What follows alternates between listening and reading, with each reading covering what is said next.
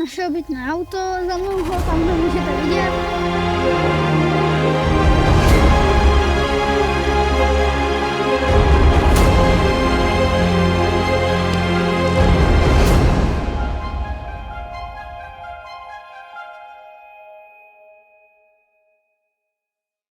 Baví tě cestování obytným autem?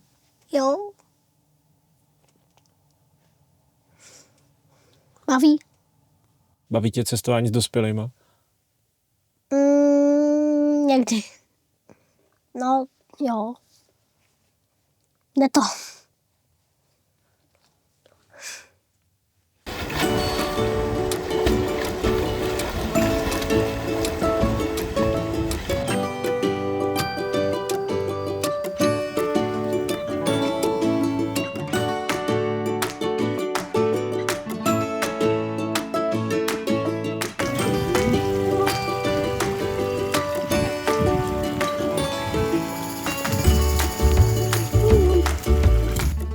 Můžu jezdit s tímhle 7metrovým autem. Už jsem s tím 2krát jel. Asi se to dost drncalo. Bylo to fakt super. Je to bomba. Dobrý den, dámy a pánové, já vás vítám u dalšího dílu na našem YouTube kanálu One Falco Adventures.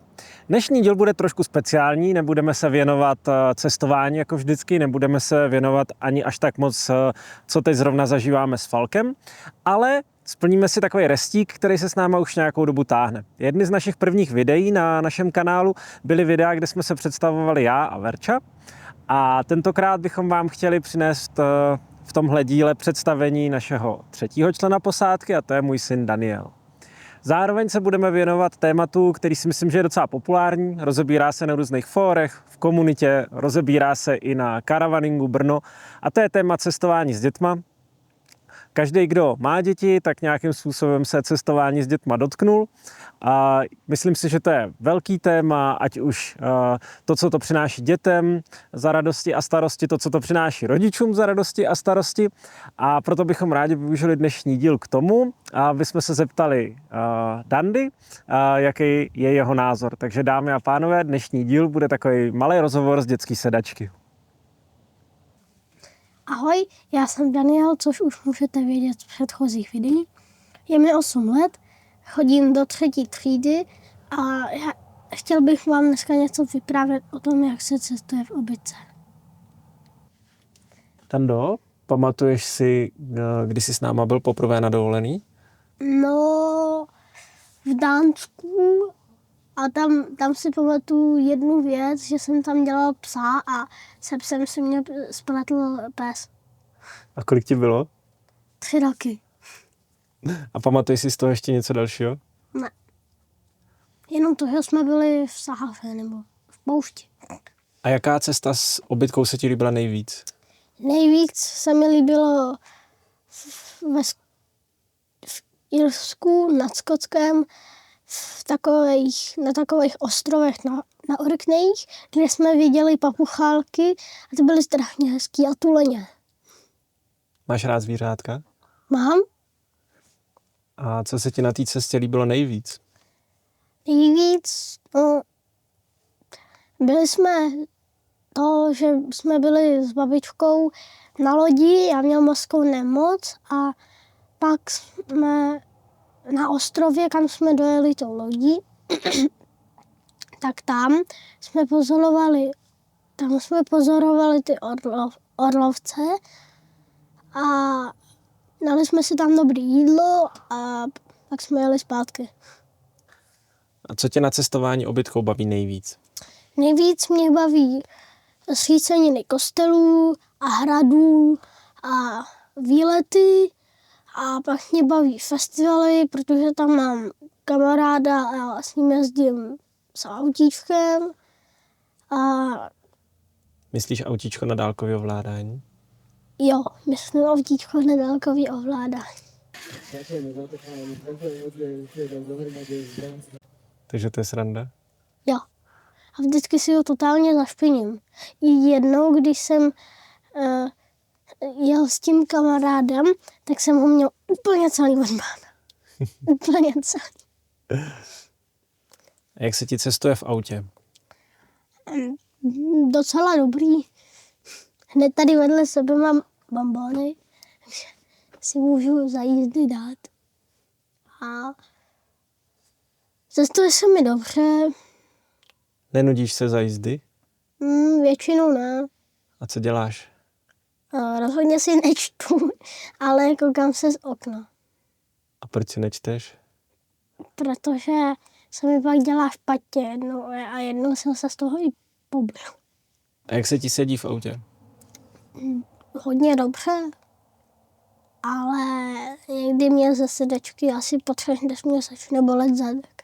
Takže se vždycky těším domů. Že máš tvrdou sedačku? No docela jo. A posloucháš za cesty nějakou hudbu? Jo, s tátou. Máš to rád? Jo.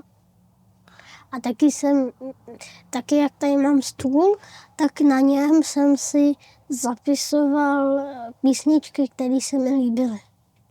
A k čemu jsi si zapisoval? A k tomu, abych se je mohl pouštět. OK. A jak trávíš čas v autě, když zrovna někde stojíme a nejdeme na procházku? Tak buď si čtu nějakou knížku, anebo hraju, když zrovna vím, že mám konzoli. A co hraješ? Forzu nebo Minecraft, protože Forza většinou nejde kvůli datům, teda kvůli Wi-Fi. Takže na počítači? Máš v autě počítač? Malej takovej. A jak se ti v autě spí? Docela dobrý, ale když fouká vítr, tak to s tím úplně celý kejve. Takhle jsem jednou musel spát dole. A je tam všechno slyšet hlasitě trošku. Jo, já si trošku vzpomínám, že v Albánii si říkal, že byl v autě nějak velký kraval. Proč? Protože jsme byli na pláži a tam byly vlny a jak já mám plátěný stan, tak to bylo strašně hlučný, takže jsem nemohl spát většinou. Takže spaní na pláži tě nebaví. No je to dobrý, protože hned ráno můžu skočit do moře, jo. Do teplýho moře.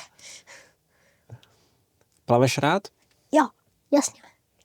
A jak to? Tak je to zábava a rád se učím.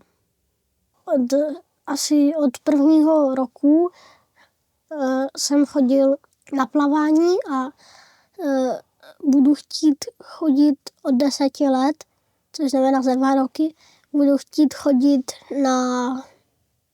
na kurzy potápění. Teď mě baví se šnorchlovat a na to mě baví to, že vždycky můžu zadržet dech a potopit se a pak vždycky musím vystříhnout vodu jako velryba. A taky mě baví se koukat na podmořský věci. Jako jaký? Ryby, skály, jašky, kraby, taky nějaký ty medúzy. A Dando, víš, v kolika zemích už jsi byl? V 15 až 18. Jo, jak to, že 15 až 18? No, táta nějaký pochrtal. A proč? Ale protože jsme tam tudy někdy jenom projížděli. A vzpomínáš si na nějakou zemi, kde jsi byl? Irsko, Skotsko, Dánsko, Itálie. Vzpomínáš si, kde jsme jeli autem po takové té horské cestě a byli jsme v té řece, kde jsme jezdili na lodi? Černá hora. Ne. To bylo Rumunsko. A to jsi byl ještě malej. Ptáky?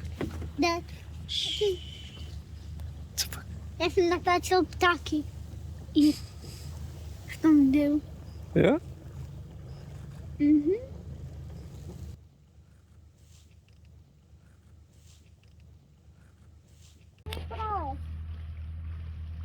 To už není důle, to už je prava.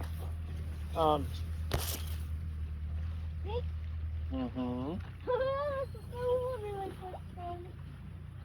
A kde ještě jsi byl? V Belgii.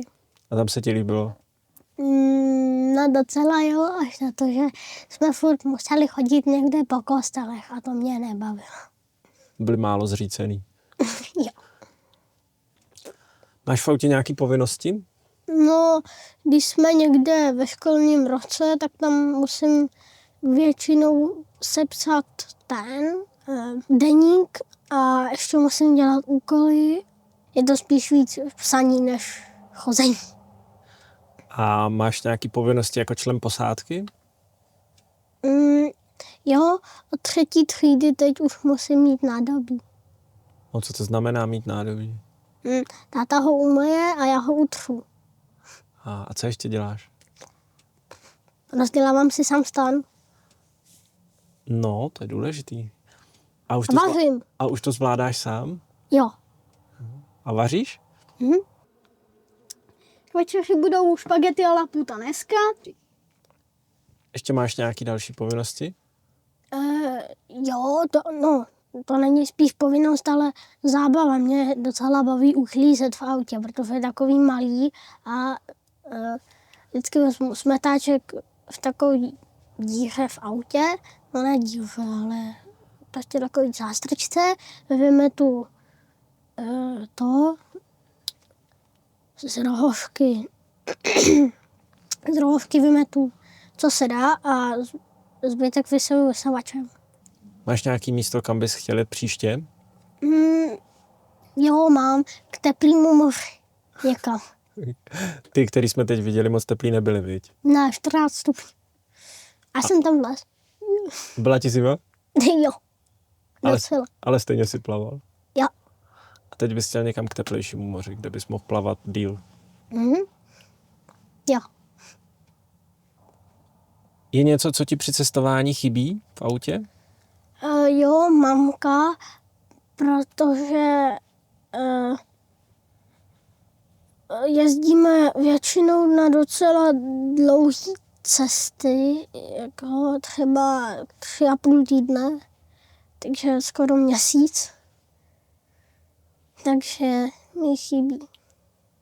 A ještě něco, co ti v autě chybí? Ne. No, možná tak nějaký gauč. A je něco, co by si do auta potřebovala přidat? Ne, mám tady všechno, co potřebuju, třeba jako ten počítač a knížky a vlastně všechno, co potřebuju. A kdybys to měl shrnout? Cestování mě baví, přináší mi spoustu vědomostí, spoustu se toho naučím, třeba v Anglii angličtinu a v Irsku irštinu, když tam se taky docela mluví anglicky. A Máš rád Falka? jo, protože mi přinesl docela dost kamarádů. Fakt? Jo, no, spíš jednoho, no. A co si myslíš o cestování, když děti cestují v autě? Tak podle toho, jak jsou velký. Mimina s těma bych úplně nejezdil, ale od 5 let už by se to asi dalo zvládnout. Dámy a pánové, tak jste to slyšeli přímo z dětských úst. Jsem moc rád, že jsme tenhle rozhovor z dětské sedačky konečně udělali. Konec konců natáčíme už rok a já jsem pořád cítil takový drobný deficit, že jsme udělali zatím jenom představení moje a Verči a Dandovo jsme nestihli. Jako rodiče jsme samozřejmě řešili, jestli chceme nechat Dandu dělat videa, rád kouká na YouTube a nakonec Falka si natáčel sám jako svůj školní projekt, a tak jsme se rozhodli, když o to projevuje zájem, že mu příležitost dáme, ale tohle video jsme natočili po velké debatě s ním, jestli se do toho vůbec pouštět. Budeme moc rádi, pokud nám dáte like, pokud kliknete na odběr, abyste mohli zůstat s náma při našich dalších dobrodružstvích. Budu moc rád, pokud nám napíšete do komentářů, jaký zkušenosti vy máte s cestováním s dětma. Já si myslím, že i tenhle rozhovor může přispět k tomu, abychom trošku zbourali ten mýtus, že cestování s dětma je problematický. Pevně věřím, že cestování je něco, co může děti obohatit a ve výsledku cestování s dětma je něco, co může obohatit obě dvě strany. A my jsme se toho o sobě hodně dozvěděli, protože samozřejmě tady na tom malém prostoru se ty názory střetávají velmi intenzivně. A jsem moc rád, že Danda jezdí s náma. My v tuhle chvíli cestujeme zhruba 4 měsíce v roce. Danda z toho s náma procestuje zhruba 5 až 6 týdnů, podle toho, jak mu školní povinnosti dovolí. A budeme moc rádi, pokud zůstanete s náma. Mějte se zatím krásně, přeju vám hodně štěstí na cestě a uvidíme se zase brzo. A co bylo na té cestě nejtěžší? Nejtěžší...